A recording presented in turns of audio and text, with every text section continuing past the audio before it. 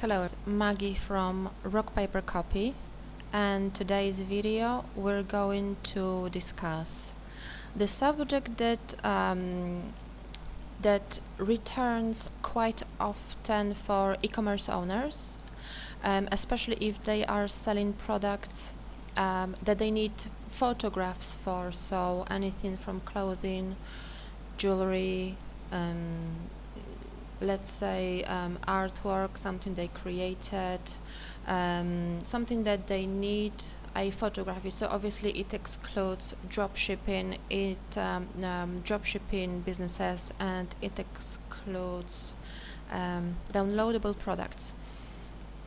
So if you have an e-commerce business, an online shop selling clothing, and you want to show the clothing on the models, because that's how you're going to sell. People want to see how a shirt looks like worn by somebody else. Obviously it improves your conversion if you put a shirt on the table or on the floor. It doesn't really show the shape, the tailoring. It does show basic details, but if you want to improve your sales, obviously you want to show your products on a model. And if you have an online business and you cannot invest in Photoshoots, there is a way around. I used to run a clothing business for 5 years. And I ordered clothing. There was no dropshipping. Dropshipping wasn't that popular back then.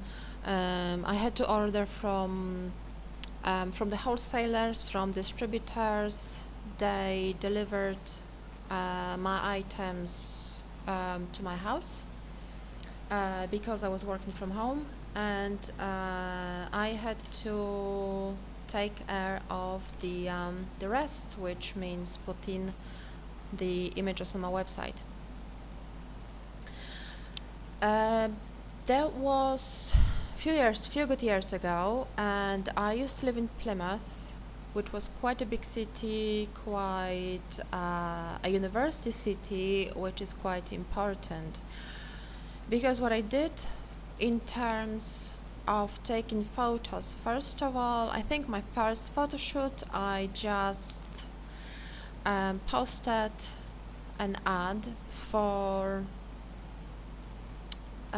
there was this kind of website with free ads, free local ads. I wanted to connect with local photographers, and I said, I'm going to show your photos in a magazine. I used to contribute to an alt fashion magazine back then.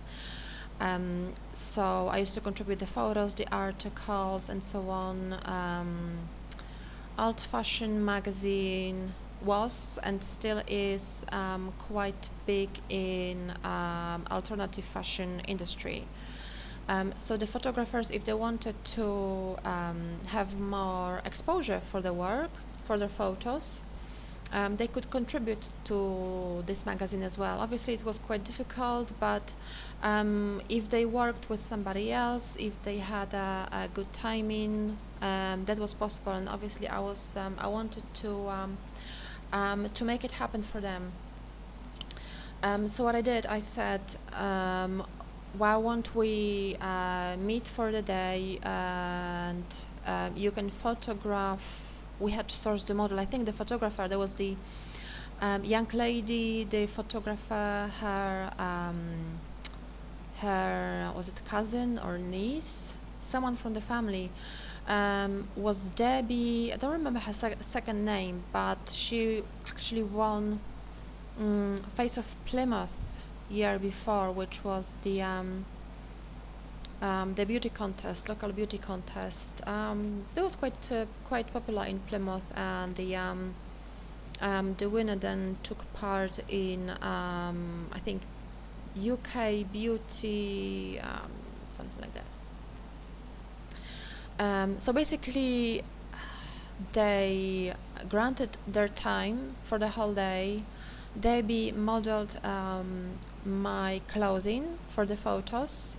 Rebecca, the photographer, was taking photos. She was editing the photos and then sent me all the edited photos. I was then absolutely free, and I have promoted these photos all over the website. So obviously it is I had to give something back, so I gave them free promotion. Obviously these photos were featured in Alt Fashion magazine. Another photo shoot was organized with the help of Plymouth University. It was also free. What I did, I went to the university one day and spoke with the head of photography person. There was the guy who was managing all the photography students at university. And I basically had the same offer. I said, I can show your students' work in Alt Fashion magazine in return for their time during a whole day and the rent of the studio and all the equipment for free. Now it's worth to remember that universities have got very good equipment, have got professionally set up photography studios. They've got very good quality backdrops, all those special lamps and all those buffers, whatever they're called. But they've got it all, so that was very impressive. All of it was available to me, not to me because I didn't touch this equipment, for photographers. And we made a full use of the materials. We had a different colored backdrops, so gray and white. They were fantastic. I will show you actually the photos because it was done. My website, Little Black Cherry, it is still active because I sold it, but I think the photos are still, some of the photos are still there. So I'll try to show you how they look like. So there was the photo of from one of the photo shoots. This model was from Plymouth. This model was from Plymouth. This one came specially from Manchester. So she came especially from Manchester for the day. She wanted to get some exposure as a model, and she modeled absolutely free. So that was amazing. I think her family lived in Plymouth. So she had the accommodation sorted out, but she made the journey to Plymouth, from Manchester to Plymouth in UK. It's a good time journey by train. I think it's good 3 or 4 hours by train. So I'm trying to show you the photos of individual products. This website is still run. Unfortunately, it runs on EKM server. I'm not going to give you any bad feedback on EKM, but I had a fair share of a headache with them. Okay, so these are not the products from the photo shoot. Let's have a look if we're going to find some. No, I don't see them. What about the hoodies? The t-shirts are sourced from manufacturers. There we go. There was Genevieve. This one, don't remember her name, but these hoodies were so popular. Kitty ears hoodies. Yeah, that was from the photo shoot as well. It was Candy photo shoot. We had so much fun doing these photos. Okay, the server loads quite slowly. Yeah, you can see, I can enlarge the photos. So yeah, we had a makeup artist who came for the day, and she produced the makeup for the models. And there was a bit of necklace and obviously the detail on a hoodie. Okay, let's have a look at this one. There was quite a good hoodie as well. Nice detail. Ribcage hoodie was quite a good selling.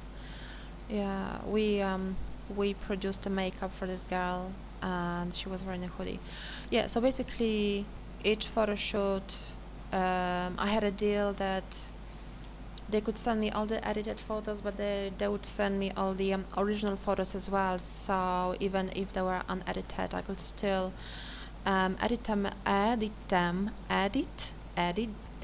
at home. It was difficult, and use them as promotional images on social media and other promo banners. Okay, it's a shame I haven't got a source at the moment. I'm not going to spend some time searching for this. For the photo albums of the hoodies, I think they're buried somewhere on my drive.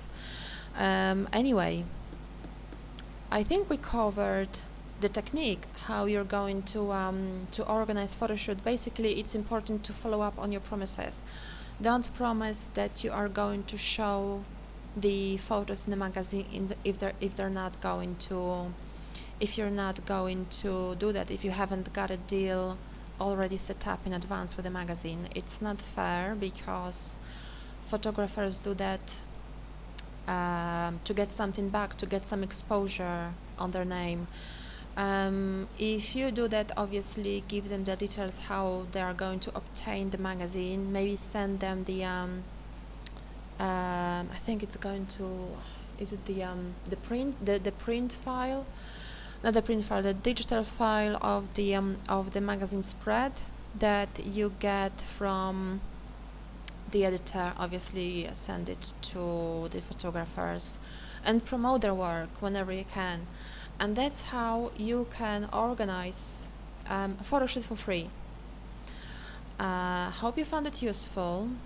That was Maggie from Rock Paper Copy.